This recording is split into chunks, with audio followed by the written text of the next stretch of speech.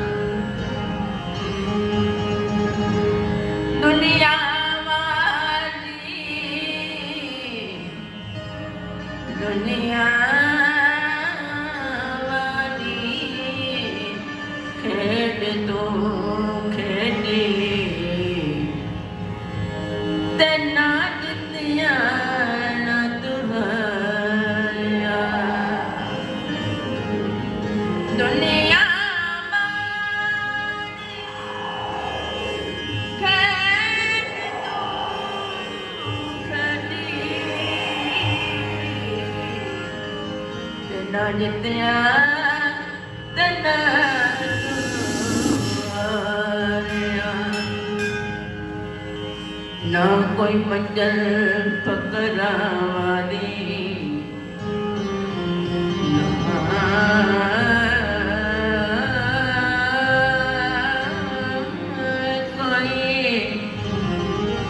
मंजिल पकड़ा वाली ते ना तू इश्क दी अग विच सड़िया ना कोई मंजिल पकड़ा वाली ते ना तू इश्क विच सड़िया दासन दासा ना लगी तेरी तेना रंग प्रेम दा चढ़िया दासन दासा ना लगी तेरी तेना रंग प्रेम दा चढ़िया रंग प्रेम दा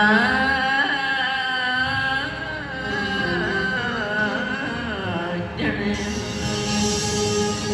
श्री गुरु महाराज गुरु साचे दरबार बड़ी गणगणवासी भगवान गुरु श्री स्वामी जी महाराज।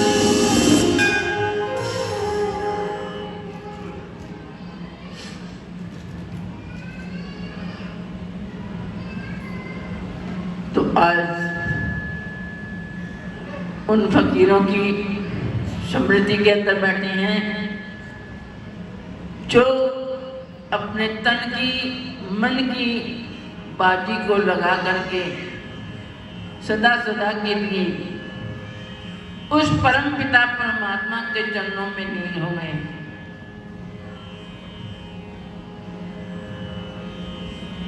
सरे वजूद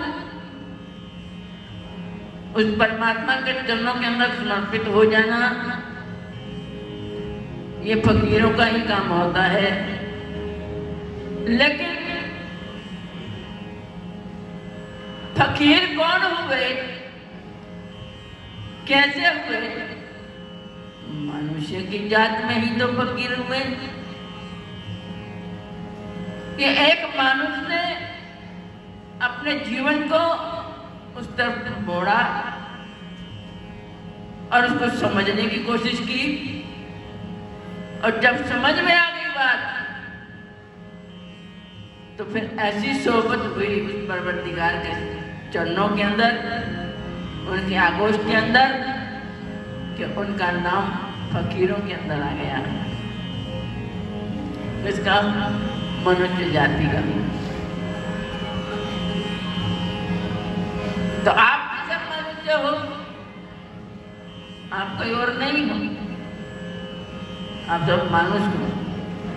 आपकी आत्मा का जो वजूद है वो मनुष्य कहलाता है। ये पांच भौतिक शरीर ठीक है, पहचान है नर्मदा की, क्योंकि वो उसका सौंदर्य है अपनी प्रकृति का, अपने संसार का, तो उसने हर चीज का जुड़ा बनाया है। इकली चीज कोई नहीं बनाई। इकला कौन है? इकला तो फिर वो ही है, वो भी जो सब कुछ बना सकता है, सब कुछ कर सकता है। तो एक से अनेक करोड़ महायोजन कितने गिनती करें, भगवान के रूपों की गिनती नहीं हो सकती, क्योंकि वो अनगिनत है, वो अनमोल है, वो गिनती के अंदर नहीं आता। गणना के अंदर मनुष्य की फितरत है और परमात्मा गणना से परे है, वो गिनती के अंदर नहीं आता, लेकिन सब में है। ऐसी कौन सी जगह है जहां वो नहीं है? कौन सी शय है जहां वो नहीं? जिस चीज को भी तुम अपने मध्य में रख लो तो वो उसी में नजर आ जाएगा। ये तो आंखें हैं, तो आंखों के मध्य के अंदर जिस भी रूप को रखोगे वो उसी में आ जाएगा। तो बात रूपों की नहीं है कि तुम किस रूप को जानते हो, किस रूप की तुम प्रेम करते हो, वो सब रूपों में है। बात तो तुम्हारी अपनी फितरत की है। रूप चाहे कोई भी ले लो, उसका कोई, वो एक में अनेक है, अनेक में एक है। जब हम गणना से परे उसको जानने की कोशिश करेंगे, गिनती से परे, लेकिन हम हर चीज गिनती की करते हैं। हमें आदत गिनती की पड़ गई है, हम गिनती में रह जाते हैं। तो गिनते गिनते कुछ नहीं होता।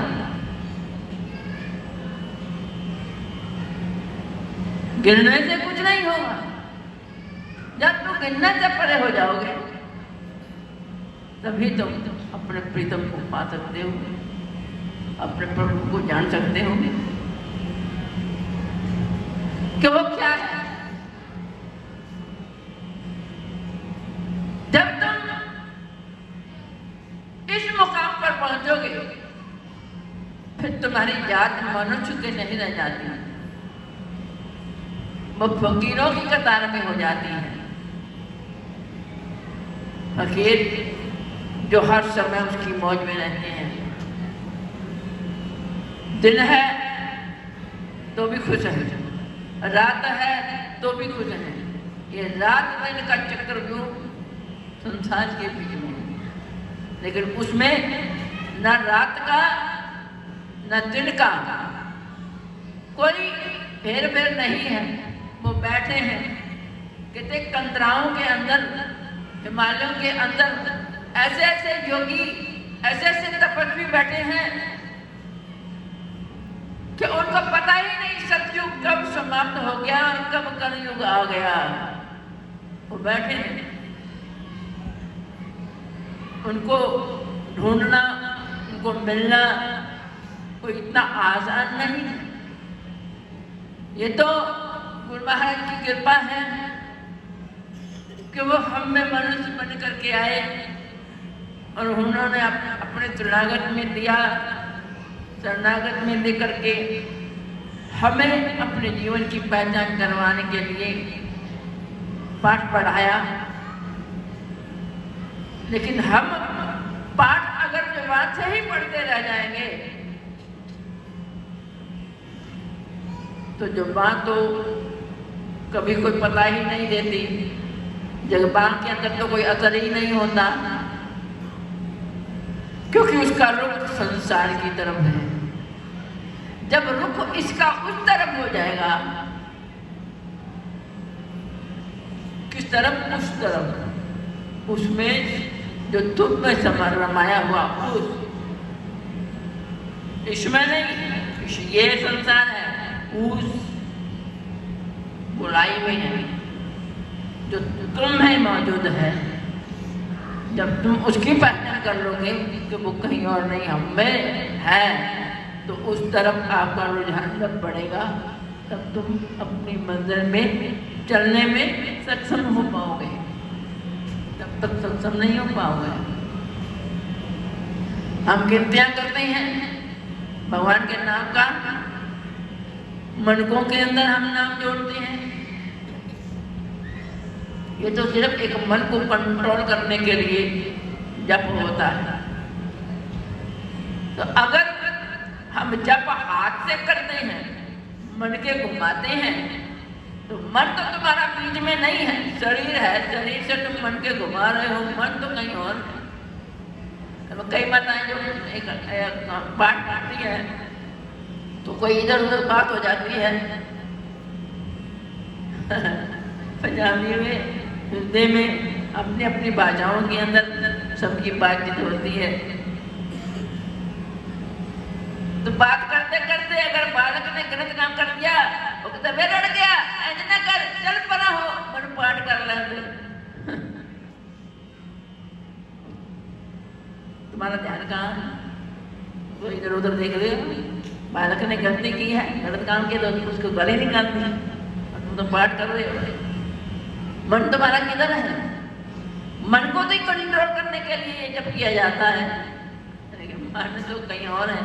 तो जब किसका कर रहे हो, फिर गिनती करते हैं, 1 माला हो गई, 2 माला हो गई, है ना, इतनी माला, अरे मैंने तो इतनी माला करी।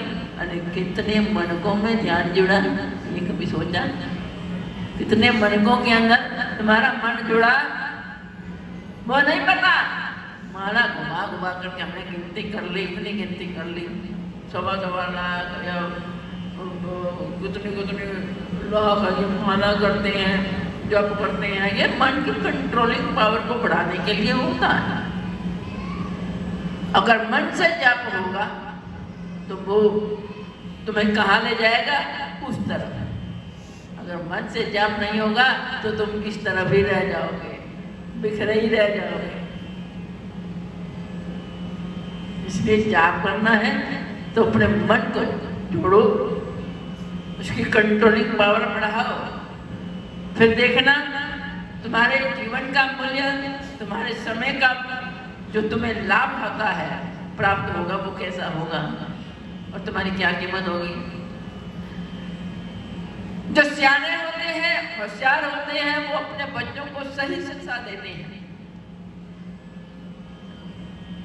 कहते लोहे की दुकान चला रहा एक सेठ, उसका छोटा सा बच्चा पूछने लगा अपने, क्योंकि ये जन्म कहाँ कब किस तरह से हो जाता है, ये जीवन के आदान प्रदान है। संसार जहाँ का आदान प्रदान होता है वहाँ जीव पैदा हो जाता है, या कोई पूर्व संस्कारी के उदय होते हैं तो वो संस्कारी घर के अंदर जन्म लेते हैं, क्योंकि उनकी भक्ति जो है वो आगे बढ़ने लगे। तो वो छोटा सा बच्चा था, पिता को कहने लगा, पिताजी मनुष्य जन्म की क्या कीमत है? मनुष्य है ना, तो इस मनुष्य जन्म की क्या कीमत है? वो बड़ा हैरान हुआ, छोटा सा बच्चा और अपने मनुष्य जीवन की कीमत पूछ रहा है मुझसे। मैंने तो ये कभी विचार ही नहीं किया। ठीक है, पर वो भरोसे सब काम हो रहा है, लेकिन उसके इस सवाल को उसने जोड़ दिया। कहने लगा,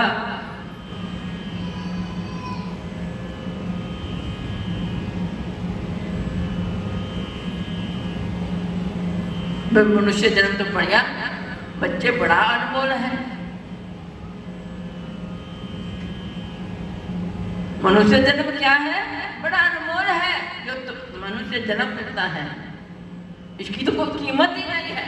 इसकी इतनी कीमत है कि हम इसकी कीमत बता ही नहीं सकते। बहुत ज्यादा कीमत है मनुष्य जन्म की।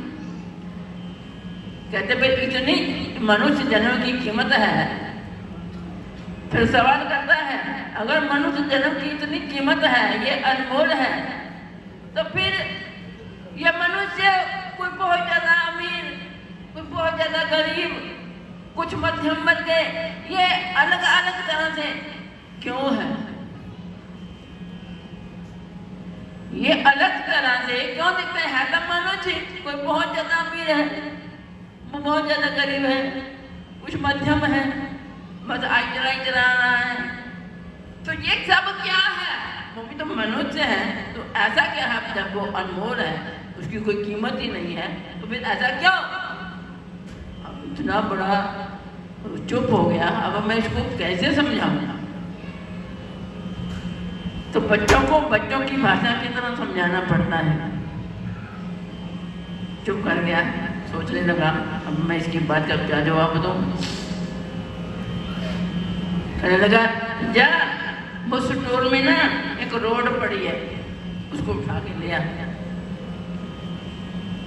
वो बच्चा गया, रोड को उठाना है, पिता को दी।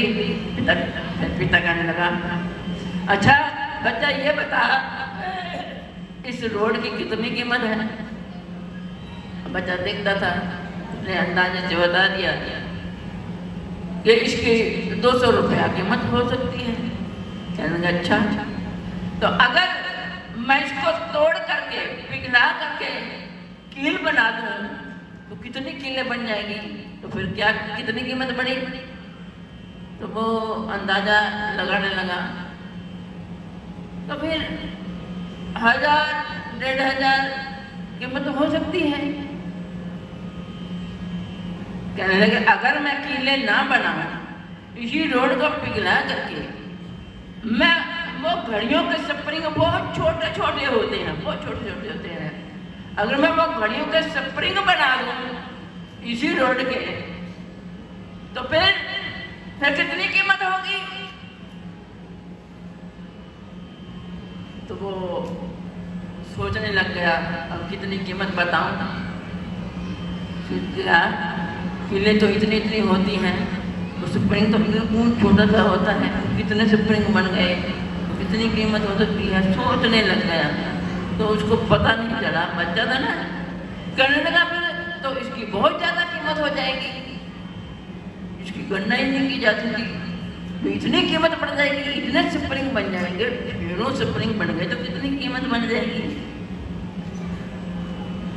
बहुत बड़ी कीमत हो जाएगी। तो फिर वो कहने लगे इसी तरह बच्चा, ये मनुष्य जन्म है, ये अनमोल है, इतना अनमोल है कि इसकी कीमत को कहा नहीं जा सकता, गिना नहीं जा सकता इसकी कीमत को।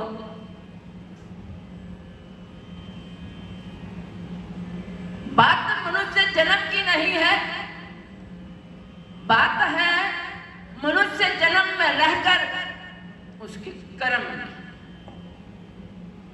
कि वो अपने जीवन को क्या बनाता है, कीमत उसकी होती है तो सभी मनुष्य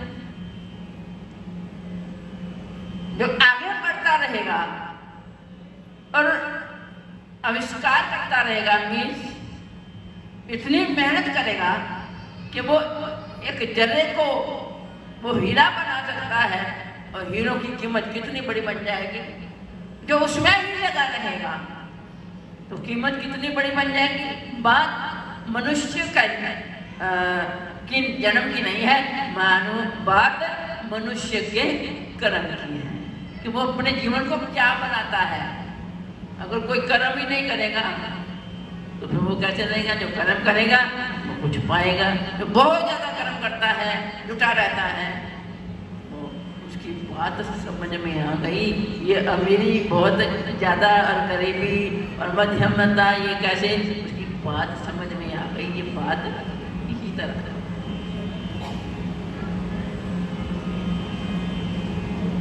तो बात फकीरी की नहीं है, बात मनुष्य जन्म की हो रही है। अगर तुम फकीर बनना चाहते हो, फकीरों की सोहबत के अंदर बैठ करके अपने आप को फकीर बनाना है, शोधना है। जब तक तुम अपने मन का शोधन नहीं कर लेते, मन को उसके नाम के जप में नहीं जोड़ पाते, तब तक तुम फकीरी की लाइन को क्या समझो कि फकीर लाइन में तो बहुत कुछ होता है।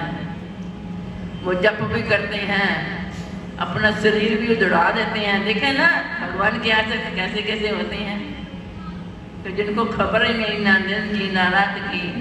देखो फकीर ऐसे हैं जिनको युग की भी खबर नहीं है कि कौन सा युग चल रहा है, तो खबर किसकी है? बस उन्हें एक श्वास की खबर है कि ये मेरे श्वास में परमात्मा रहा हुआ है, बस वो उसमें जुड़ा हुआ, उसे बाहर के ये झंडों के बाहर के जमीनों का पता ही नहीं, उसकी इबादत के अंदर से जुड़ा है तो उसका भी मनुष्य जन्म। कीमत कितनी है, किस मुकाम पर पहुंचे, कहाँ चले गए? जिसने अपने जीवन की महत्ता को समझ लिया, पहचान लिया, वही सच्चे फकीर होते हैं। उनके नाम के दीपक जगते हैं, उनके अपनी स्मृति के अंदर बैठ करके वही शक्ति परमात्मा की प्राप्त करने के लिए फरियाद करते हैं। तो क्या कहा है फकीरों ने मनुष्य को कि अगर तुम भी इधर आना चाहते हो बच्चा, तो मेरी बात को समझिए, समझने की कोशिश कीजिए। ये संसार कैसे, जब संसार बनाया था भगवान ने क्या कहा था? कुल खेलो संसार में, जाओ संसार के अंदर खेलो, कूदो, झूमो, कुछ भी करो, सब तुम्हारा है। ये प्रकृति जितनी भी बनी सब तुम्हारी है, लेकिन तुम ये ध्यान रखना कि तुम इसके नहीं हो, तुम हमारे हो। तुम इसमें मत उलझ जाना, है सब कुछ तुम्हारा, लेकिन उलझना मत। वही बात अज्ञानता की आ जाती है ना। तो यह तो सुन लिया कि सब प्रकृति, सब संसार भगवान ने कहा तुम्हारा है, तुम जितना हो इसको पा सकते हो, लेकिन पीछे वाली बात को इग्नोर कर दिया, जो पते की बात को इग्नोर कर दिया। पर तुम हमारे हो, संसार के नहीं। ये बोल गया।